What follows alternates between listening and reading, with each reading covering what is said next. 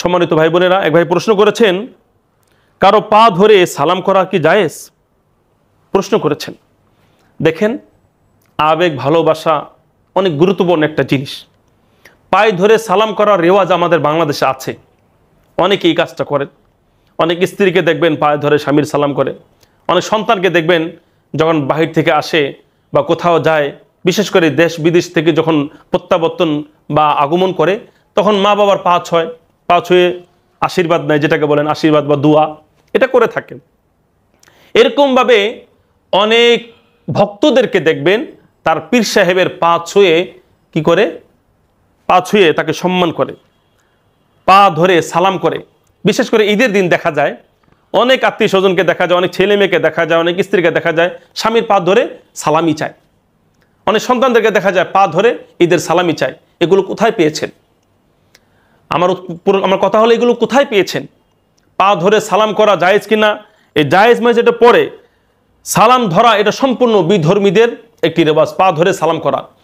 দেখেন, কোনো কাজ করার আগে চিন্তা করবেন যে এই প্রথা কি আল্লাহর নবীর যুগে ছিল? সাহাবীরা কি করেছেন? হাদিসের মাধ্যমে যতটুকু আমি জানতে পেরেছি, আমি গবেষণা করে যতটুকু পেয়েছি, আমি কোথাও পাইনি যে সাহাবারা কোনোদিন নবীজিকে আবেগের বশবর্তী হয়ে বা নবীকে সম্মান করতো, নবীজির পা ছুঁয়ে সালাম করেছে, এমন কোনো ঘটনা যদি আপনারা পেয়ে থাকেন, আমাকে দয়া করে এই ভিডিওতে ইনবক্স করে আপনারা জানাবেন, কমেন্ট করে জানাবেন যে কোন সাহাবী কোন নবীকে পাও ধরেছেন, এটা নেই। কোন সাহাবী কোন সাহাবীর পাও ধরে সালাম করেছেন, এটা নেই। কোন তাবি সাহাবীদের পাও ধরে সালাম করেছেন, এটা নেই। কোন তাবিঈনদের পাও ধরে সালাম করেছেন, এটা কোথাও নেই। আপনারা যদি পেয়ে থাকেন দয়া করে রেফারেন্স সহকারে আমাকে জানাবেন। তাহলে এই পা ছুঁয়ে সালাম করাটা, এটা বিশেষ করে বিভিন্ন ভণ্ডদের মাঝে দেখতে পাবেন। বাবা ছুঁয়ে সালাম নাই, মহিলা নাই, পুরুষ নাই, লেডিস নাই, এভরিবাডি কি করে, তারা বাবার পা ধরে সালাম করে, আশীর্বাদ নেয়, আর বাবা মাথা ছুঁয়ে দেয়, একটু আদর করে দেয়, গালে মুখে একটু আদর করে দেয়। এই ভণ্ডামি যারা করে এদেরকে কি বলবেন, কি নাম দেবেন? আপনারা দেখেন সেই নামটা। যদি পা ধরে সালাম করাটা কেউ যদি সম্মানের কারণে করে থাকে, তাহলে এটা হলো মাকরুহে তানজিহি। ভালো করে শোনেন, মাকরুহে তানজিহি ভালো করে শোনেন। কেউ যখন পা ধরে সালাম করে, সে রুকু করে, আর রুকু একমাত্র কার জন্য?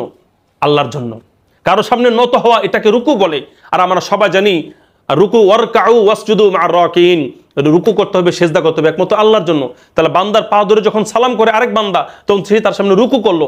এটা যদি সম্মানের কারণে হয়ে থাকে, মাকরুহে তানজিহি, হারামের পর্যায়ে।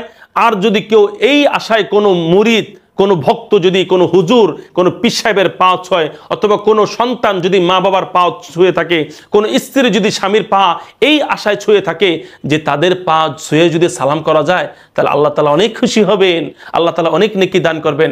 সম্পূর্ণ মিথ্যা কথা, সম্পূর্ণ হারাম, সম্পূর্ণ হারাম, সম্পূর্ণ হারাম।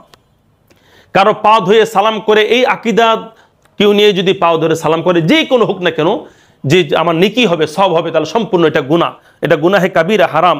যেমন, আর এই প্রথাটা আপনারা সবাই জানেন ভারতে আছে, নেপালে বা অন্যান্য দেশের মধ্যে আছে, পা ধরে সালাম করাটা।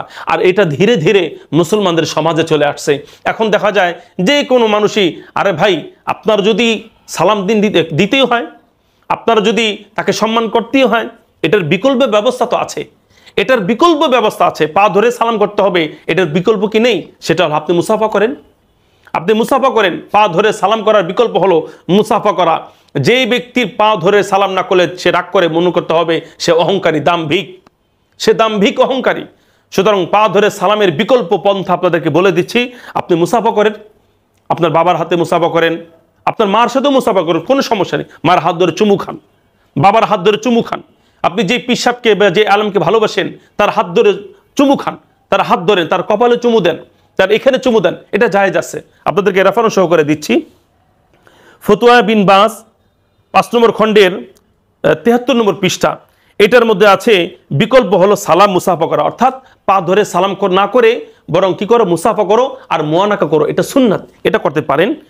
ঠিক আছে। এরকম ভাবে আত-তাবরানী ফিল মুআজাবিল কাবীরের 7 নম্বর খণ্ড 273 নম্বর হাদিসের মধ্যে আছে হাত চুমু দেওয়া। সাহাবীরা নবীজির হাত চুমু দিতেন। এর জন্য আপনি যদি আপনার বাবাকে কি বলেন, আবেগ বশবর্তী হয়ে যদি সম্মান দিতে চান, তার হাতটা ধরে একদিন সালাম দেন না, চুমু দেন। এটা তো কোনোদিন করবেন না, কোনোদিন করবেন না, শুধু বোর হাত ধরেই চুমু খাবেন। সারা জীবন শুধু বউর হাত ধরে চুমু খাবেন, একদিন মার হাতটা ধরে চুমু খান না, একদিন বাবার হাত ধরে চুমু খান না, দেখবেন আপনার বাবা মা খুশিতে আবেগ আপ্লুত হয়ে পড়বে। এই জন্য বাবার হাত ধরে চুমু খান, বাবাকে মোয়ানাকা করেন, পা ধরে সালাম করার দরকার নেই। এটার বিকল্প হলো এটা এরকমভাবে আপনি মুসাফা করতে পারেন। এই যে কপালে চুমু দিতে পারেন, আপনার বাবার কপালে চুমু দেবেন, সেটা তো দেবেন না, শুধু স্ত্রীর কপালে দেবেন আর সন্তানের কপালে।